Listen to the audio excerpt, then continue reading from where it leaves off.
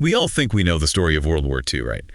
The fight for freedom, the good guys versus the bad guys. Yeah, the ultimate triumph over evil. Right. But today, we're going deep, really deep into a corner of that history. Oh, this is going to be good. A place that exists, a physical place. Yeah, a place of remembrance. But it holds, well, a much darker secret. A place where memory and reality collide. You could say that. Yeah. We're talking about the Wysane American Cemetery in France. A place dedicated to honoring the fallen American soldiers of World War I. Thousands of them, right? Thousands. But there's this other section tucked away. Almost hidden. Yeah, deliberately so. It's called E-plot. E-plot. And the soldiers buried there, they tell a very different kind of story. A story that challenges the simple narrative we tell ourselves about war, about heroes and liberation. We all remember General Patton, right? A soldier's job is to kill. Right. Pretty blunt. No sugarcoating there. No. But what happens when that killing isn't on the battlefield? When it targets innocent civilians? War memorials, they're supposed to be places of solemn reflection. Honoring sacrifice. Exactly. But at Wysane, there's this deliberate silence surrounding the men in E-plot. Like they're being erased from the official story. Almost. Okay, let's back up a bit. The Wysane Cemetery, it's primarily a World War I cemetery, right? That's right. Over 6,000 U.S. soldiers who died fighting in that area during the First World War are buried there. Laid to rest. The familiar white headstones, rows and rows of them. Yeah, like you see in photos and documentaries. Exactly. But then you have Section E. Set apart, isolated. What's the story there? Who are these men? These are American soldiers who were executed by their own government, over 90 of them. Executed? For what? The reasons are, well, they're hard to hear. Rape, murder, crimes committed against civilians during the liberation of Europe. So not exactly the liberators we imagine, huh? It's a complicated picture for sure, a dark side of the war that often gets overlooked. And even their burials reflect that. No fanfare, no ceremony? No. Instead of the traditional crosses or stars of David, you have these simple stone markers. Numbers, no names. Barely any indication that these were American soldiers at all. It's like they wanted to just bury the whole thing, literally and figuratively. You know, you don't see any mention of Section E on official U.S. websites. The American Battle Monuments Commission, for example. They maintain the cemetery, right? They do, but they make no mention of this part of it. Officially, the memorial is open to the public. Okay, so you can visit. You can, but Section E itself is closed off by government order. So it's not just an oversight, it's intentional. Definitely. It seems like there's been a concerted effort to keep this part of history under wraps. When was this section created? Records show it was established in 1944. During the war. During the war. It originally held the remains of 96 soldiers. And, you know, it's important to remember. Go on. The full list of American soldiers buried in France, it was only fully disclosed relatively recently. How recent? Less than a decade ago. Which, you know, just goes to show the sensitivity around this whole issue. And this hidden graveyard, as disturbing as it is, it's part of a larger story, right? Yeah. Of military justice during wartime. Absolutely. Post-war records revealed that 443 American soldiers were sentenced to death for crimes committed in Europe. Wow, 443. And of those, a significant number, 198, were African American. And how many were actually executed? Just over 90. By hanging. It's a stark reminder that even within the greatest generation, there were individuals who committed terrible acts. Right. But we do have to keep things in perspective. Millions of Americans served in the European theater. Over 11 million. Right. So these cases, while horrific, they represent a tiny fraction of the overall force. That's important to remember. Okay, let's shift gears a bit. Let's talk about the liberation of Europe, specifically the Normandy landings. D-Day. Yeah. We tend to think of it as this heroic moment. But even amidst that, there were instances of shocking brutality. That's true. While the majority of soldiers behaved honorably, there are documented cases of extreme violence. And not just against enemy combatants, but against civilians as well. Sadly, yes. Anthony Beevor, in his book D-Day, he describes finding a German officer with a finger cut off. His wedding ring had been stolen. Oh, God. That's awful. It is. It shows how the chaos and violence of war can warp even the most basic human decency. And there were reports of German soldiers being killed even after they surrendered? Yes. Some were stabbed multiple times. It seemed like, in some cases, it was just pure cruelty, almost a kind of bloodlust. I read about one soldier who actually made gloves out of severed ears. You're kidding. I wish I was. It's almost impossible to comprehend that level of dehumanization. It speaks to the psychological toll that war takes on individuals, the trauma, the desensitization to violence. It's not an excuse, but it does offer some context. Yeah, it's that saying, these guys went crazy. But it doesn't make it any less horrific. No, it doesn't. And then there's the issue of sexual violence against women. It seems like that was a problem throughout the war. It was. And the prevalence of these crimes, it seemed to shift as the war progressed, especially as soldiers moved away from the front lines. So less of a problem in the immediate aftermath of D-Day. In those initial weeks and months, the focus was on survival. The fighting was intense. Everyone was just trying to stay alive. Exactly. But as the Allies pushed further inland, as the fighting became less constant, a different kind of danger emerged. You know, it makes sense in a way. The adrenaline, the constant threat, that all fades. And then the focus shifts. Max Hastings, he wrote about how for many soldiers, women and alcohol became faithful companions. It was almost like a coping mechanism. Or a form of, well, a warped sense of entitlement, like we've liberated you, so now. Yeah, it's a dangerous mindset. And it's not like the military wasn't aware of this problem. They tried to crack down on it, right? They did.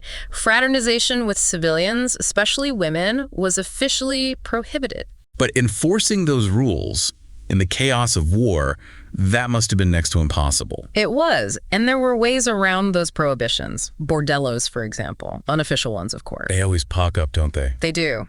And the rates of sexually transmitted infections, that gives you an idea of how widespread this was. How bad was it? The 3rd U.S. Army, they had an average of over 12 cases per 1,000 men per month. That's pretty high. Yeah, and that's just what was reported. The actual numbers were likely much higher. And this wasn't just a problem with the American forces, was it?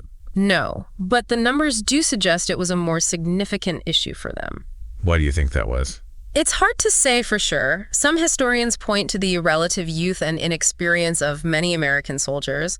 Others suggest cultural factors. And of course, we have to talk about the scale of the problem, the number of women who were assaulted. It's difficult to quantify, but some historians estimate that around 17,000 women were raped by American soldiers during the war. 17,000, that's just unfathomable. What was the military's response to this? They took it seriously, at least at the highest levels. General Eisenhower, he authorized the death penalty for rape. A pretty clear message. It was.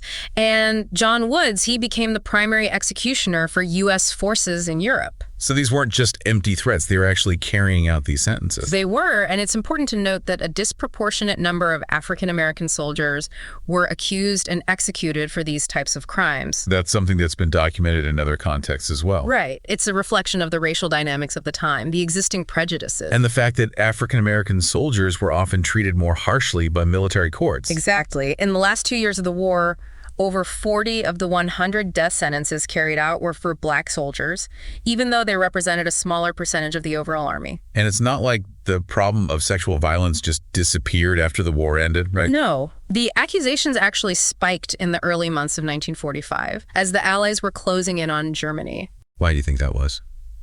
It's hard to say for sure, but there are a few theories. The collapse of the Nazi regime might have created a sense of lawlessness.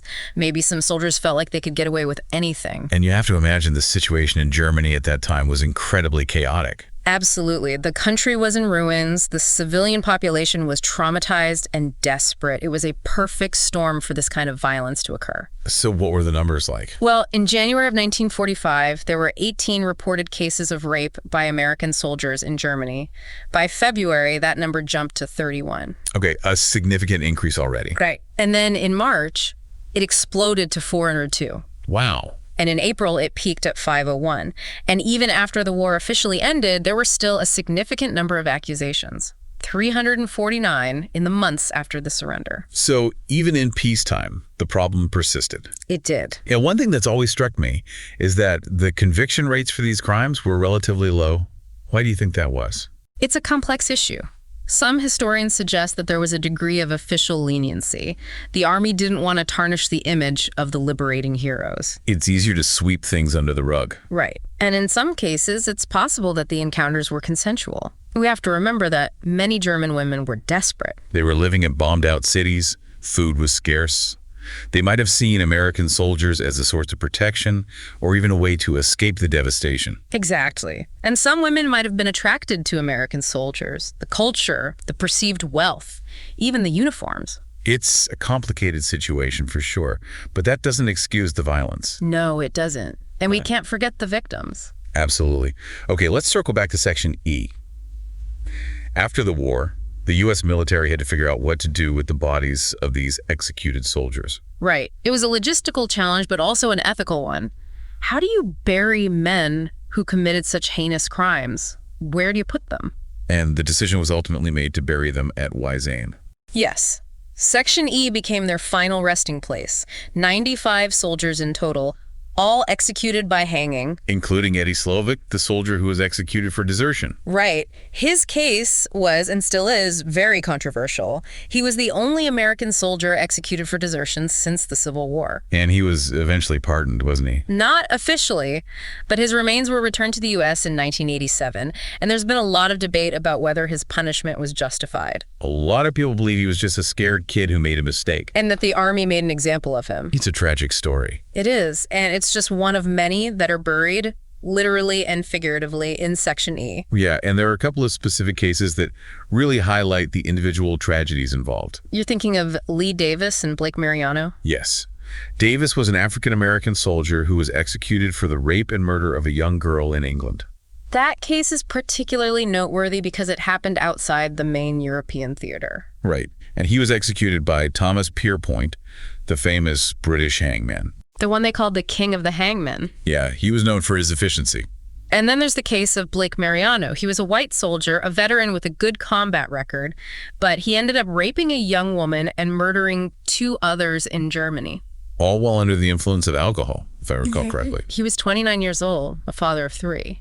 It's hard to imagine what would drive someone to commit such acts. The fog of war, the trauma, the alcohol. It's a recipe for disaster.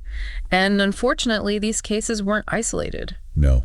You know, we mentioned earlier that there are now 94 graves in Section E, one fewer than the original 95. Right. Alex Miranda, he was the other soldier whose remains were removed. Well, we know why. I haven't been able to find any information about that. It seems like his case is even more shrouded in secrecy than the others. Which, you know, was really the point of all this, isn't it? The existence of this hidden burial ground within a place that's meant to honor heroes. It forces us to confront the darker side of the war. The messy reality. The fact that good and evil aren't always so clear-cut. That even within the ranks of the good guys, there were individuals capable of terrible things. It's a reminder that war is never black and white. It's a complex and morally ambiguous affair. And it's important to remember that even in victory, there are casualties. Not just on the battlefield, but in the hearts and minds of those who fought. And those who were caught in the crossfire. Exactly. So yeah, this has been a heavy one, but it's an important story to tell. A story that deserves to be remembered. Absolutely. And if you're interested in learning more about this and other hidden corners of history, make sure to subscribe to our podcast on Spotify, Apple Podcasts, and YouTube.